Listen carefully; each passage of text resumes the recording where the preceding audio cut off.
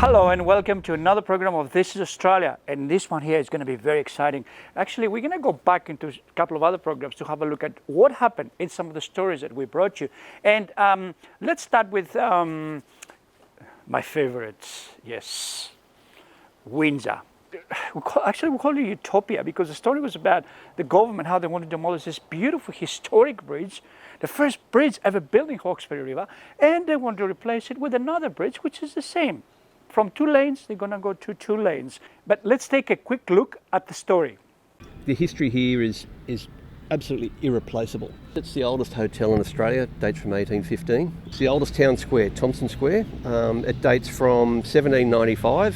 The oldest building in the square is the Shipley Crozier building over there, which dates from 1813. And this is also the oldest business precinct in Australia.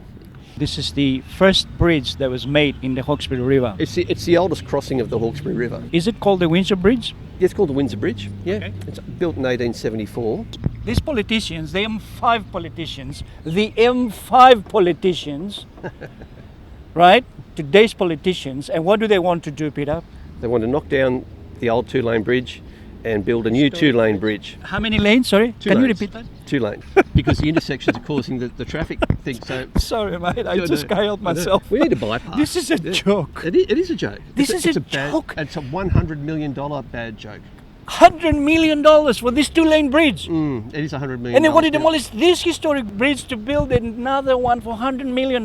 They're not Greek politicians. Don't know. They're Australians. We do things different here in Australia, I thought, Peter. You would hope.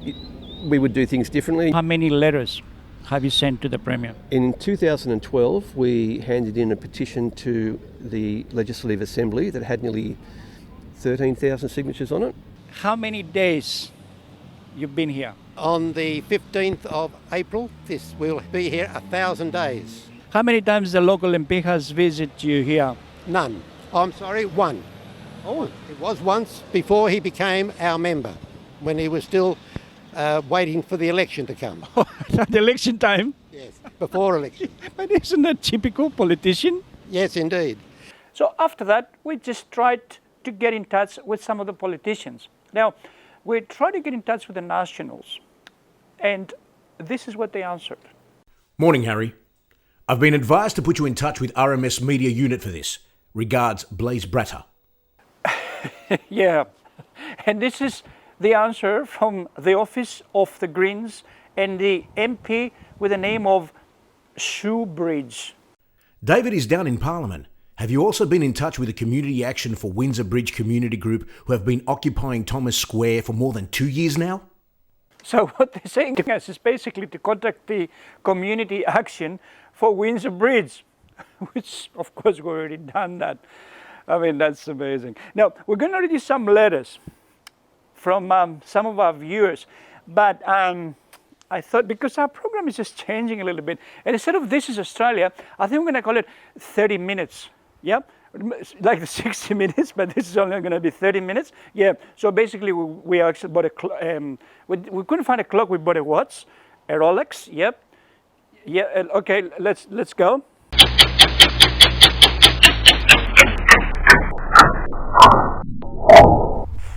What happened? What's going on? Oh, yeah.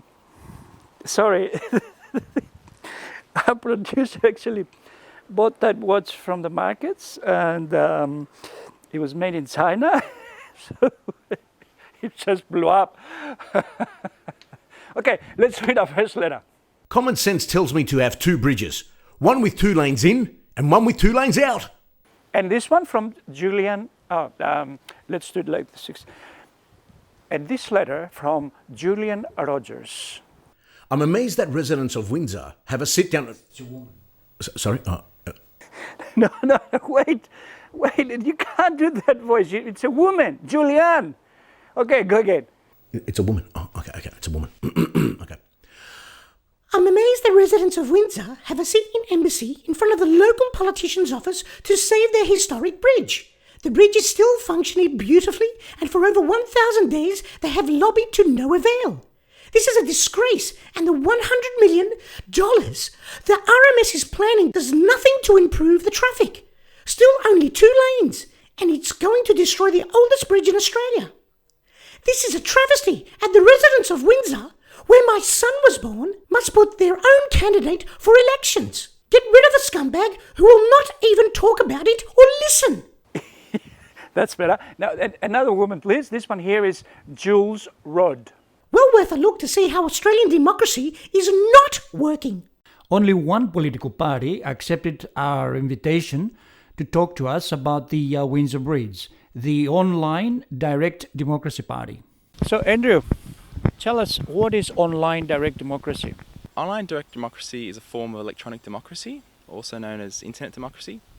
The idea is we use emerging technologies to poll people and find out what the constituents, what their ideas are and their views on particular policies. So, are you left? Are you right? Are you centre? Where do you stand? We're neither left nor right. We're not centre either. We try to hold a neutral view, and we represent the majority of what the constituents are voting for. And what is your role, Andrew, within the party? I'm currently running as a candidate for the Blaxland area.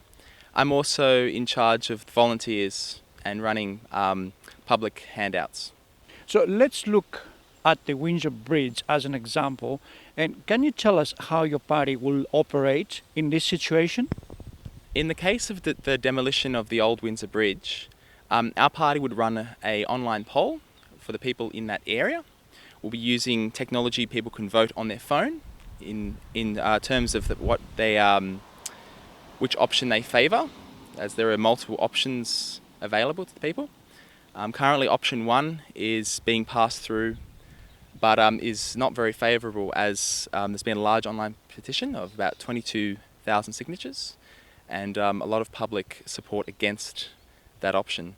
So in terms of what our party would represent, we'd represent the people. So I'd imagine in this case we would be against the destruction of the Windsor Bridge. There is another option that I think is widely appraised, which is the option of a bypass.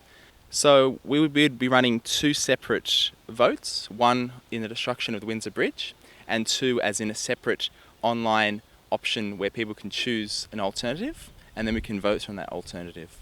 So is there such a thing as party line? No, we're very much against the party line. I think the problem we have in politics today is that a party represents a particular ethos or ideals, and MPs within that party have to toe the party line, have to vote in accordance to the party. Yes. And this is sometimes very undemocratic because the people within a constituents, they don't want what the party is offering. When a candidate is voted in, that candidate will represent the 70% majority view, and they are bound by that. So if you get elected at the parliament, you have no power whatsoever. Is that right? That's right. The idea is to take away the power from the politicians and give it to the people. We all pay taxes. We all are part of this community. We're all part of Australia. And so we should have a vote, we should have a view on policies, not just who we're voting in terms of governing us. We should be able to govern ourselves. So that's people power.